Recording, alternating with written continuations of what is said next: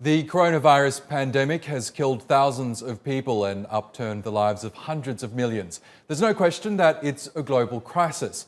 But in the business world, a crisis could also mean an opportunity. Senior business producer Mobin Nasir joins me in the studio to tell us who's suffering and who's actually benefiting from the outbreak. Mobin. Thanks, Oscar. Drug companies are among the biggest winners here. Investors are pinning hopes for a vaccine on big pharma like BioNTech, Gilead, Eli Lilly and Moderna. That's helped their stock prices bounce back from the global rout in equity markets. Share prices for manufacturers of masks, gloves and disinfectants have also increased. But finding, testing and mass-producing a vaccine will take months. In the meantime, most people have stocked up on groceries and other supplies. Canned and dry goods, frozen foods and toiletries have been flying off shelves, and in some countries, buyers have been queuing up for hours, driving up sales for grocery chains and neighborhood stores. But even as we shop, many of us are trying to reduce the use of banknotes. They change hands all the time, and research shows they're often as dirty as doorknobs of public bathrooms. The shift to cashless transactions is great for companies like PayPal, Venmo and Square Cash. Volumes at India's leading payment service provider Paytm have also surged. Now, some of these payments are going to online purchases as people try to avoid heading outdoors. Amazon says it's hiring 100,000 more workers to keep up with demand. Online entertainers are also cashing in. Netflix has reported a 33% surge in subscriptions in Hong Kong and South Korea. New users are also signing up in Italy and Spain. And people aren't just streaming movies and TV shows. Tencent Holdings says it expects a boost in earnings thanks to higher demand for online games and music streaming service. Now, for more than a year, teen activist Greta Thunberg has been telling the world to be friendlier to the environment by taking fewer flights. But COVID-19 has done a better job of keeping people off planes. According to a report by Carbon Brief, the pandemic could result in the first fall in global carbon emissions since the 2008 financial crisis. That's not just because of planes. People are driving and commuting less, and businesses are running at reduced capacity. But the spread of the pandemic has caused a lot of casualties. Among the biggest is the air travel industry. Major operators like Cathay Pacific, Air France, KLM and United Airlines have drastically cut capacity as countries around the world impose travel restrictions. Some European carriers like SAS, Poland's national carrier LOT, and Austrian Airlines have halted operations altogether.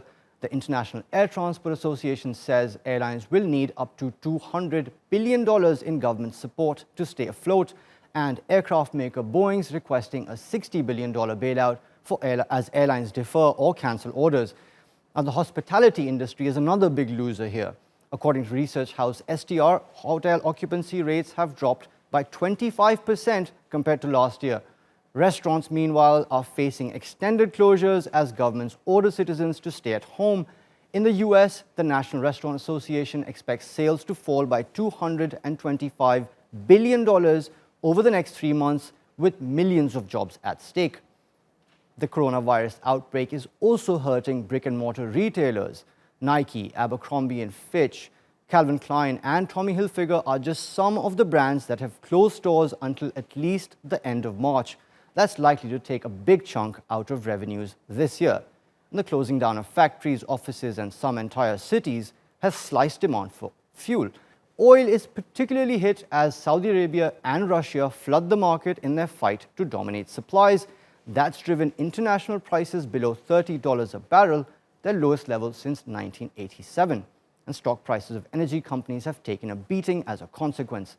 Algeria, Sudan, Venezuela and other countries that are heavily dependent on oil exports will suffer the most.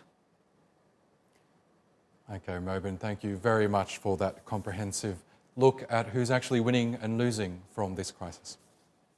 Well, for more on this, David Henkes joins us from Chicago. He's the senior principal at Technomic, a company that provides insights into the global food service industry. Welcome to Money Talks, David. Now, as we know, we're seeing unprecedented lockdowns around the world, which are really adversely affecting the food service industry, which includes cafes, restaurants, catering companies and the like. Can you give us a better idea of just how that sector has been hit by these measures? Absolutely, and thanks for having me. I think when you look at the restaurant business in most markets, and certainly here in the United States, it was already a very mature market. We were seeing slow growth even before this downturn, and in a saturated, mature market, consumers' dining habits were fairly well established. This crisis has thrown all of that into just pandemonium. And with big markets like New York, Chicago, the entire state of California being shut down, we are expecting huge amounts of unemployment. Restaurants that normally live on very slim margins are going to struggle to survive this. I think a lot of the health of the industry long term is going to depend on how long this crisis lasts, right? And even 2 or 3 weeks is something that most restaurants are not prepared for. And I think our best estimate is probably, the new normal doesn't start again until May or maybe even June. And so it's going to have a huge impact on restaurants and on their ability to survive. And, we've seen a lot of governments already, sort of talk about helping the industry. But it's been a horrible situation for the restaurant industry, and one that, hopefully we can come out of, as well as we can. That's right. Now, as you say, these businesses do run on slim margins. They have quite high overheads that rely heavily on foot traffic and customers obviously dining in. But I guess with the benefit of 2020 hindsight, was there any way that these businesses could have prepared for something like this? Well, it's interesting. I mean, restaurants, we had talked a lot over the last 2 or 3 years about how restaurants are increasingly competing either on the experiential factor, right? Creating an experience in the dining room that is unmatched and something you can't get anywhere else, or they're competing on the convenience factor, delivery, takeout, drive-through.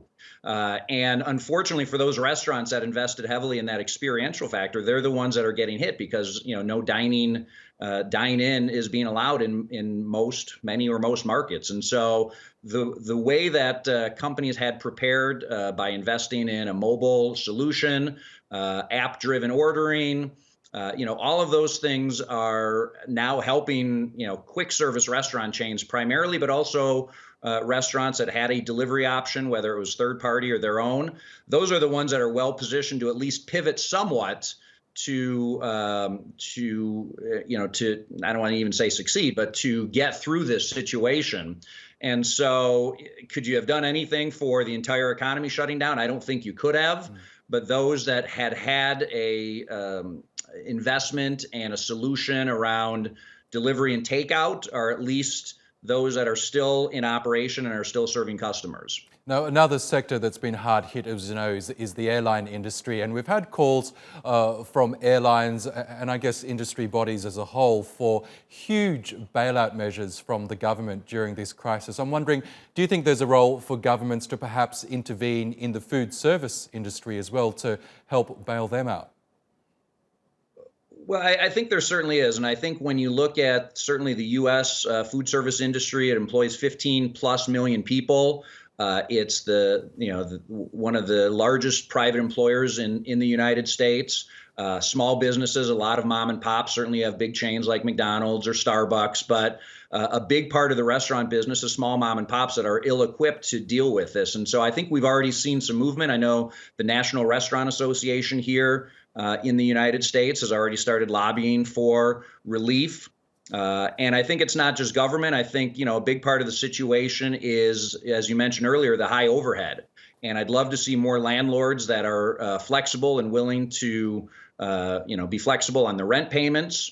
The unemployment situation, unemployment benefits for employees is going to be a huge situation. But I think we're going to see government, certainly here in the United States and probably globally, jump in with some kind of support package to help this industry, because it's absolutely critical to the long-term health of the economy. It's that big of it's a $900 billion plus part of billion dollar plus part, of the industry.